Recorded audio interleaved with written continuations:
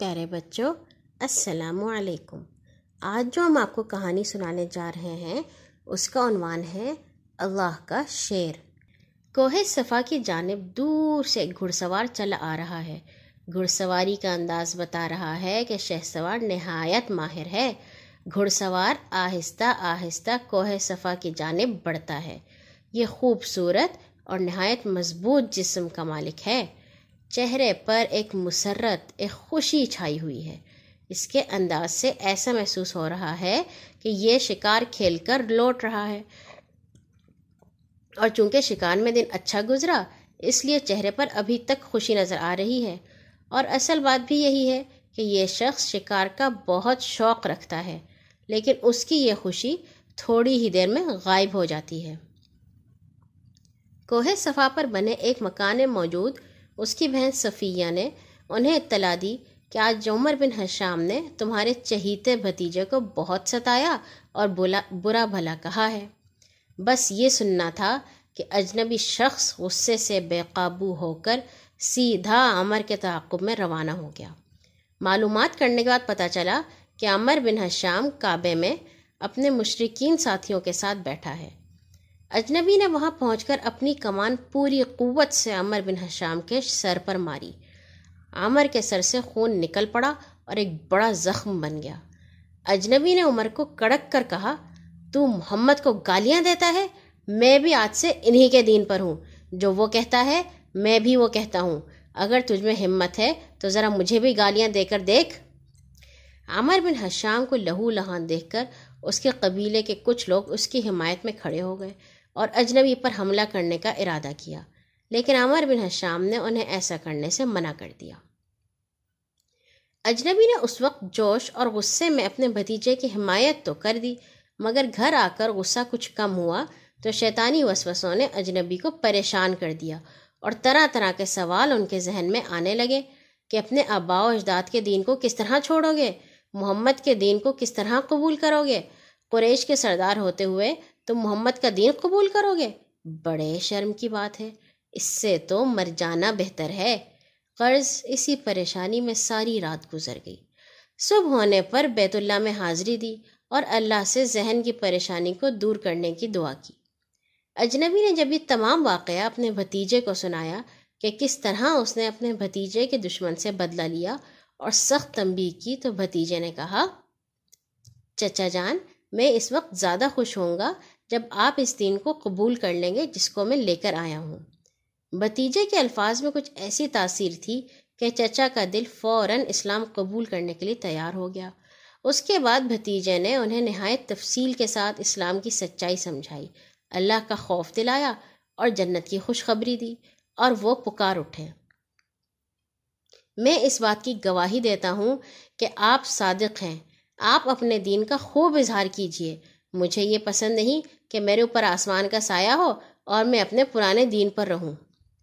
ابو عمارہ کنیت رکھنے والے یہ اجنبی حضور صلی اللہ علیہ وسلم کے چچا سید الشہداء حضرت حمزہ بن عبد المطلب تھے۔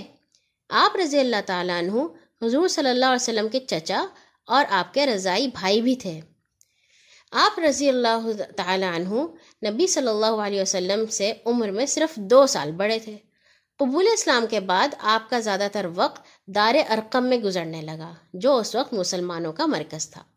ایک مرتبہ حضرت حمزہ رضی اللہ تعالیٰ عنہ پیارے نبی صلی اللہ علیہ وسلم کے ساتھ دار ارقم میں چند صحابہ کے ساتھ موجود تھے کہ دروازے پر دستک ہوئی۔ دروازے کے سوراخ سے کسی نے باہر جھانکا تو حضرت عمر، جو اس وقت تک اسلام نہیں لائے تھے، تلوار لٹکائے نظر آئے۔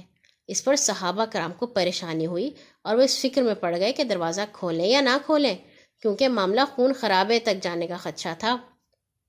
اس وقت حضرت حمزہ اٹھ کھڑے ہوئے اور بڑے جوش سے کہا، آنے دو اسے، اگر نیک ارادے سے آیا ہے تو خیر ہے، ورنہ اسی کی تلوار سے اس کا سر اڑا دوں گا۔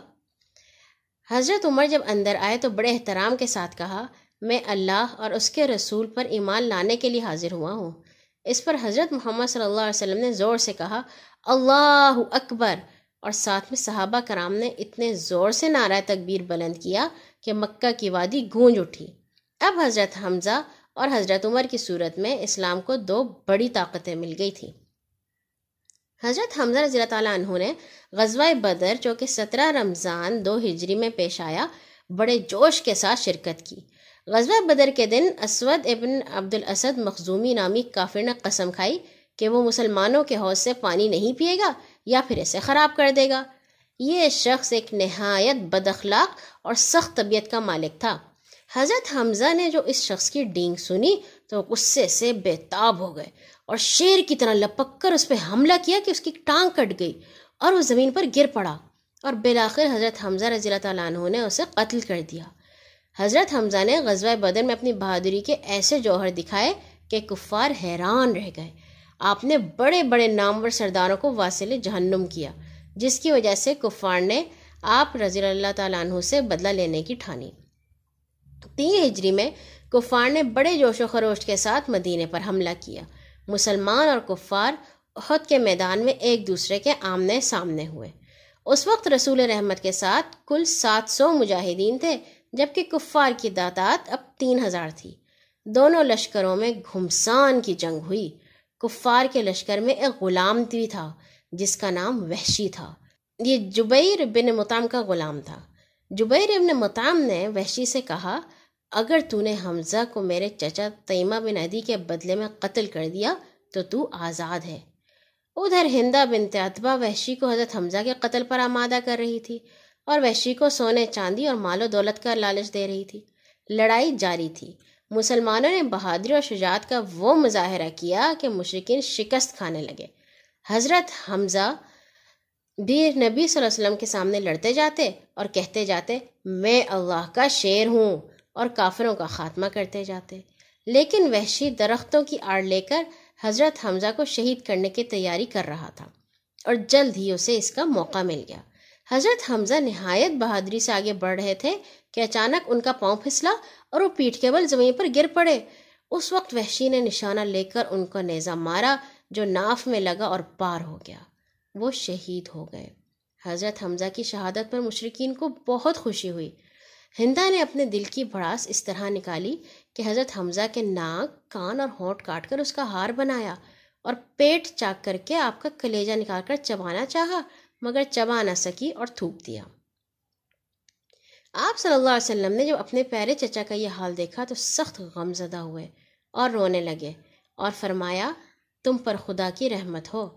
نبی صلی اللہ علیہ وسلم کے حکم کے مطابق آپ کو اور تمام شہداء کو بغیر غسل دیے خون آلود کپڑوں میں دفن کیا گیا۔ اس موقع پر آپ صلی اللہ علیہ وسلم نے حضرت حمزہ کا جنازہ ہر شہید صحابی کے ساتھ پڑھایا۔